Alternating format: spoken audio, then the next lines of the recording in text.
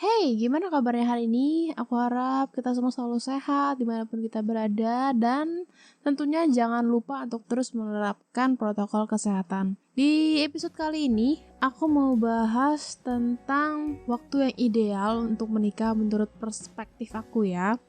Dan di episode sebelumnya, aku sudah bahas tentang yang sekarang ini trending, kewajiban-kewajiban yang sebelumnya harus wajib banget buat milenial untuk mengadakan acara besar dan lain-lain, budget-budget yang sebelumnya diadakan untuk acara besar dan bisa dimanfaatkan untuk sesuatu yang lebih bermanfaat tentunya gitu. Dan kalian bisa cek di episode sebelumnya. Karena biar gak kepanjangan, jadi aku pisah untuk pembahasannya. Oke, sekarang banyak banget, aku gak tahu ya, mungkin beberapa orang juga udah umur-umur sekitar 25 gitu, terutama cewek sih, dia bakal khawatir banget kalau sampai umur segini tuh dia belum juga married gitu kan. Terutama kenapa ya, karena kan wanita itu menopause dan kurang bagus kalau 30 ke atas tuh punya keturunan dan lain-lain gitu dan segala macam pembahasannya. Tapi menurutku gini loh, di luar semua omongan-omongan orang yang selama ini terlalu mengatur kehidupan orang lain gitu ya, padahal kehidupannya sendiri belum tentu bener. Itu yang selama ini masih aku jadi kayak aduh, ini orang kehidupan sendiri aja belum bener, tapi kenapa dia sok banget untuk ngatur kehidupan orang lain. It's okay, namanya mulut orang, kita nggak bisa sama sekali kontrol, kita nggak bisa sama sekali bilang kalau ya nggak boleh dong gini-gini. Namanya mulut-mulut orang gitu kan, kita disediakan mulut satu dan telinga untuk mendengar dua gitu, nggak bisa juga. Namanya tujuan utamanya adalah harus lebih sedikit berbicara gitu kan, dan lebih banyak mendengar gitu. Tapi justru yang sekarang adalah kebalikannya gitu. Tapi ya udah kita nggak usah fokus ke situ. Gini, waktu kenapa sih aku bilang orang-orang tuh targetnya menikah tuh umur 25, dan itu memang sih bisa dibilang oke, di umur-umur segitu adalah umur-umur emas dimana kalian untuk waktu-waktu yang tepat untuk menikah. Tapi menurutku nggak juga sih, karena gini, pertama keputusan untuk menikah itu adalah keputusan seumur hidup gitu kan, dan juga dari sini tuh banyak banget aspek yang harus diselesaikan dulu, terutama dengan pasangan kalian. Bagaimana cara mau menikah gitu kan, konsep pernikahannya seperti apa, orang tua setuju atau tidak gitu, dan itu harus diomongin terlebih dahulu kalau mau menentukan waktu gitu ya. Pertama sih gini dulu, kalau kalian seandainya sekarang masih single ya nggak masalah gitu, menurutku why not gitu. Kenapa kalau kita bisa mengatur dan memanage dengan baik, toh Tuhan juga akan memberikan orang yang sepadan dan orang yang tepat buat kita. Kenapa kita mesti takut gitu? Oh, umur segini kita belum menikah gitu, omongan orang makin tinggi, makin besar gitu kan ya. Apa gitu maksudnya, apa yang harus ditakutin dengan omongan orang gitu kan? Yang tahu tentang diri kita adalah kita sendiri, terutama Tuhan yang lebih pertama. Tuhan yang lebih tahu kapan waktu yang tepat. Dan juga ya, kalau misalnya kita sudah ada niatan untuk menikah, pertama berdoa dulu ke Tuhan kapan waktu yang tepat. Kalau kalian masih single sekarang, gak usah sedih, gak usah nangis, gak usah galau. Perbaikin diri kalian, bikin kalian itu adalah orang yang tepat. Maksudnya gini, kebanyakan orang itu kan mencari orang yang tepat, mencari the right one gitu. Kenapa gak jadi orang yang tepat dulu gitu? Orang yang bisa dipilih sama orang lain, orang yang menjadi pilihan buat orang lain. Kenapa nggak jadi seperti itu dulu gitu kan?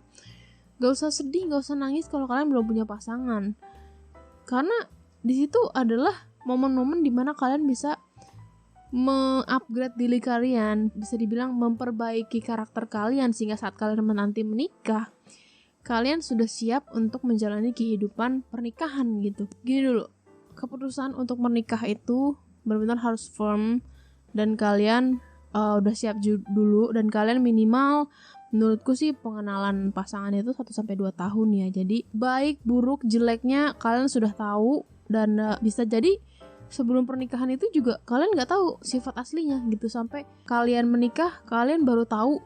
Dan itu banyak banget kejadian seperti itu gitu. Pas pacaran itu masih jaim-jaim gitu kan, pas menikah langsung keluar semuanya, kita shock dan kita nggak bisa terima gitu. Dan itu bahaya banget gitu. Kalau aku pribadi, aku pacaran sama suamiku sekarang dulu itu 6 tahun, dan kita sudah cukup mengenal satu sama lain. Kita sudah tahu gimana cara menyelesaikan sebuah masalah. Jadi dulunya aku juga sama-sama keras kepala, sama-sama punya sifat yang keras gitu dua-duanya. Tapi lambat laun sampai kita mengenal karakter satu sama lain, kita juga upgrade diri kita dengan baca buku, knowledge, pengetahuan.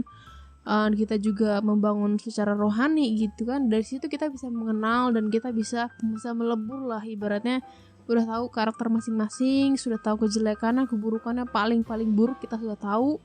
Aku udah tahu dan ya udah, aku bisa terima gitu. Dan poin-poin paling penting adalah kalian bisa terima nggak saat-saat sifat-sifat paling buruk, kejadian-kejadian yang selama ini kalian alamin, dan itu berada di posisi paling bisa dibilang nggak bagus lah, paling nggak bagus ya. Di saat-saat seperti itu kalian bisa terima nggak pasangan kalian seperti itu? Kalau kalian merasa kayaknya nggak deh, kayaknya gue nggak bisa deh, kayaknya gini gitu, kayaknya gini, ya jangan gitu. Orang akan mengeluarkan dirinya apa adanya, sifatnya sesungguhnya gitu. Dan menurut aku kalau orang bilang ya udah terima apa adanya gitu, menurut aku itu agak sedikit nggak adil ya, dan juga males gitu. Karena oke, kita terima apa adanya kamu, tapi bukan berarti tidak memperbaiki, bukan berarti kita terima lalu dia seenak-enaknya ya udah gue emang begini, gue nggak bisa berubah.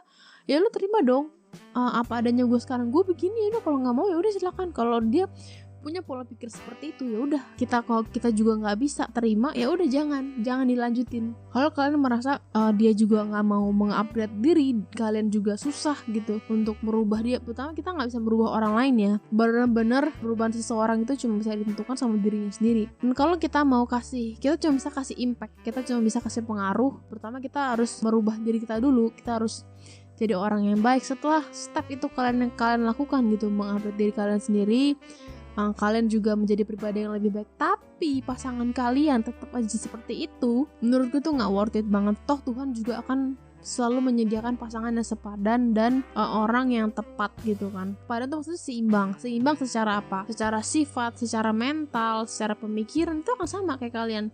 Makanya kalau kalian mau mencari tipe orang yang rohani gitu kan, bisa manage keuangan, dewasa, dan juga dia punya pemikiran yang luas, ya kalian juga harus jadi seperti itu. Karena Tuhan akan memberikan kita pasangan yang seimbang. Dia gak akan kasih yang dompleng gitu ya maksudnya. Terus kapan sih waktunya? Pertama kali adalah kita harus tanya Tuhan, kita harus berdoa, kita harus bergumul sama Tuhan. Ya kita doa tapi sambil bekerja gitu. Bukan cuma doa tapi diem aja di rumah nonton drakor doang, tapi gak pernah keluar, gak pernah cari komunitas, gak pernah gabung sama orang lain. Ya itu percuma gitu. Itu namanya doa tanpa perbuatan, sama dengan nothing gitu. Kita tetap berdoa sama Tuhan, kita juga mencari komunitas-komunitas yang baik, kita berada di dalam komunitas yang baik, dan juga waktu-waktu yang kita pergunakan tuh bermanfaat semua. Entah kalian melakukan hobi atau olahraga, itu bisa jadi dimana Tuhan bisa pertemukan orang yang tepat gitu. Gimana Tuhan mau mempertemukan orang yang tepat kalau kalian gak pernah keluar gitu? Susah juga gitu kan. Tuhan juga mau ngasihnya mana, masa bisa jadi orang itu jatuh dari langit, itu kan gak mungkin gitu kan. Jadi pertama berdoa, tanya sama Tuhan kalau misalnya kalian sudah mau ada niatan menikah gitu kan. Terus yang kedua adalah diri kita sendiri. Sekali lagi, ini semua tergantung sama diri kita gitu kan. Kehidupan yang akan kita jalani selanjutnya itu semua ada di tangan kita gitu. Selain kita nyerahin sama Tuhan, kita pun juga harus punya pengetahuan yang cukup, knowledge yang cukup untuk yang namanya tuh bisa punya prinsip yang baik. Stop mikirin apa yang akan orang lain komentarin ya, apa yang akan orang lain omongin gitu ya. Percaya deh sama aku, itu semua tuh kalau kita pikirin tuh gak akan ada habisnya deh. Justru malah bakal ngebuat mental kita down banget gitu ya. Ya harus kita sesuaikan sama diri kita sendiri. Pertama adalah gaya hidup, kesiapan mental banget, lalu ekonomi. Itu doang sih 3 menurut aku yang paling krusial gitu. Karena pertama, kesiapan mental bener-bener itu yang akan selalu kita hadapi setiap hari nanti setelah pernikahan. Jadi menyamakan pendapat satu sama lain, menyamakan pikiran itu susah loh. Jadi kalau orang yang terbiasa dengan egois gitu kan, pokoknya gue mau semua apa yang gue mau diturutin gitu, nggak bisa gitu. Maksudnya kita ini udah menjadi satu, jadi 2 orang menjadi satu gitu, harus jadi setengah gitu. 1 tambah 1 jadi 2, nggak bisa, harus setengah tambah setengah jadi 1. Jadi pribadi kita ini harus dikikis setengah gitu. Kita harus merendahkan diri sama-sama di level yang sama supaya kita bisa jadi satu gitu, pemikiran dan lain sebagainya. Kesiapan mental, penyelesaian masalah, Ini benar-benar krusial karena masalah itu nggak boleh didiemin, masalah itu harus selesai. Contohnya selesai gimana ya, kalian harus bahas. Jadi kedepannya harus seperti apa, kedepannya harus sama-sama gimana gitu. Karena kalau nggak dibahas, biasanya orang itu kan lebih mikir, ya udahlah ngapain sih, masalah udah berlalu gitu, ngapain kita harus bahas gitu kan. Dan di situ langsung lah terjadi yang namanya konflik. Kalau konflik ini diemin, dia bakal jadi bom waktu yang suatu saat meledak. Di situ kalian nggak bisa manage lagi, kalian nggak bisa tanganin lagi ya, dan itulah yang namanya selama ini penyebab ya perceraian gitu. Ya menurutku itu yang lebih krusial untuk mental gitu kan. Dan juga gaya hidup ini yang paling juga menurut aku krusial, karena kalau gaya hidup kita terbiasa boros, kita nggak bisa manage keuangan, terus juga kita nggak bisa mengatur keuangan, ini juga susah gitu. Kalau gaya hidup kita tuh kayak gitu, saat kita menikah ya pasangan kita yang bakal ketimpangan gitu, dia yang bakal terbebani gitu ya, walaupun memang kita kerja gitu. Ujung-ujungnya kalau kita dapat masalah, pasangan kita juga yang kena. Itu namanya jadi keluarga tuh seperti itu. Satu sakit, semua sakit.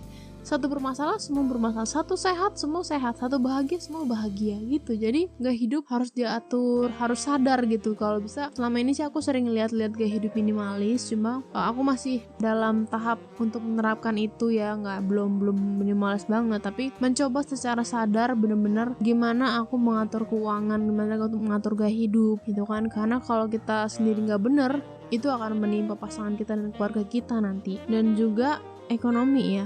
Ekonomi ini menurutku juga yang paling banget penting, karena masalah utama dalam keluarga, survei selama ini yang aku lihat ya, ekonomi itu bener-bener yang paling ngebuat masalah besar gitu. Karena ya secara kehidupan pribadi kita juga ya setiap hari kita butuh, walaupun orang bilang uang nggak penting gitu kan, uang bukan segalanya, tapi segalanya butuh uang gitu.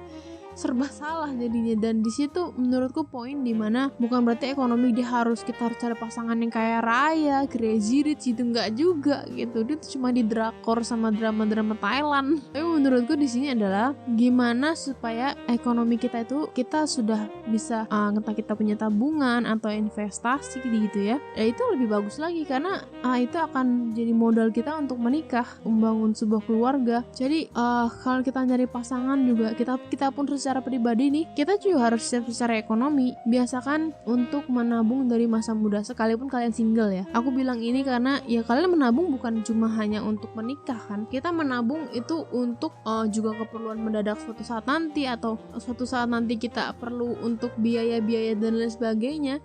Kita sudah punya dana darurat, dan itu benar-benar nabung itu suatu yang penting banget. Karena di masa-masa muda, kalau anak-anak zaman sekarang gitu ya, kerja udah gaji asal lewat, nggak ada tabungan, nggak ada apa gitu kan, boros. Itu yang jadi bener-bener aku juga ngalamin itu dulu saat aku awal-awal kerja gitu kan, baru lulus sekolah kerja, ya udah duitnya hilang kemana aja gitu, nggak sama sekali nggak nyangkut gitu kan. Tapi bukan berarti kalau kalian selama ini nggak bisa nabung gitu, kalian masih kuliah, kalian harus bayar kuliah, kalian harus biayain orang tua kalian, ya nggak masalah. Kalau kalian harus nabung sedikit-sedikit nggak masalah gitu. Itu bukan nggak nabung itu nggak dosa juga gitu kan. Yang penting kalian mempergunakan uang itu bukan untuk foya atau kebutuhan hambur-hambur gitu kan. Ya nggak masalah, suatu saat kalian sudah stabil ya kalian harus nabung gitu, karena itu benar-benar harus modal banget benar-benar. Jadi walaupun masih single gitu, ketika kalian sudah punya pasangan yang tepat, kalian bisa langsung menikah. Ya mungkin 1-2 tahun perkenalan, ya udah nggak usah terlalu lama gitu, dan kalian bisa menikah di situ. Jadi itu dulu sih yang paling, gaya hidup, ekonomi, dan juga kesiapan mental dan waktunya kapan yang tepat. Kalau kalian sudah